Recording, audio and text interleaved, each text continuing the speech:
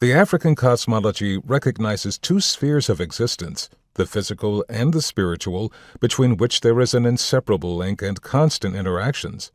Every sphere of existence is connected to the other, the living to the dead, the born to the unborn, humans to the deities.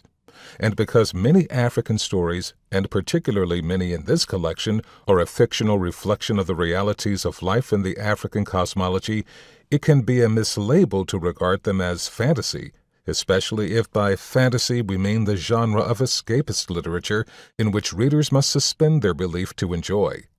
The concept of fantasy, part of the broader category of speculative fiction, used to label imaginative fictions involving outlandish characters, magical elements, and often set in created worlds, can sometimes be ill-fitting when used for many literary works of similar rendering from the African continent. Thus, the scope of literary works contemplated under this project is not captured by any extant term in African or other literature.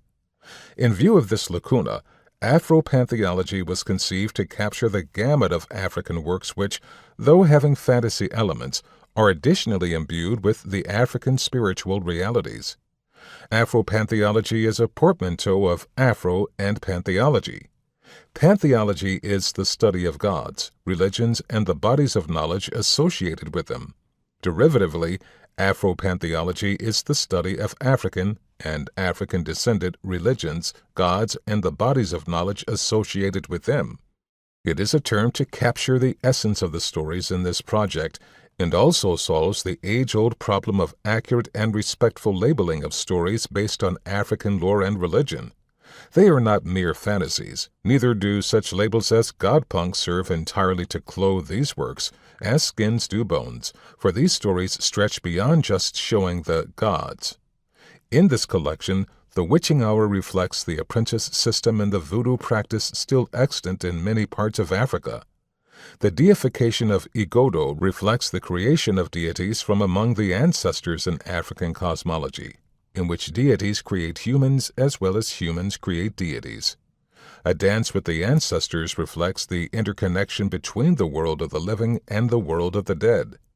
And the land of the awaiting birth reflects the link between the born and the unborn. There are no magics in these stories, except if by magic one means what is not provable by science. In that case, the African cosmology abounds in such magics, and all the artist is called upon to do is to represent them. Why then the creation of Afropantheology? It does not suffice to merely insist that these stories are the realities of the African cosmology, especially in this era of skepticism when only the scientific is believed to be factual. That these stories, deriving though they are from African lore, are yet not wholly imaginative. Is revelation in the Bible a work of fantasy? If one believes that it stemmed wholly from the imagination of John the Apostle as he sat on the island of Patmos, then perhaps. But not if one believes that John wrote what was revealed to him by God or his delegates.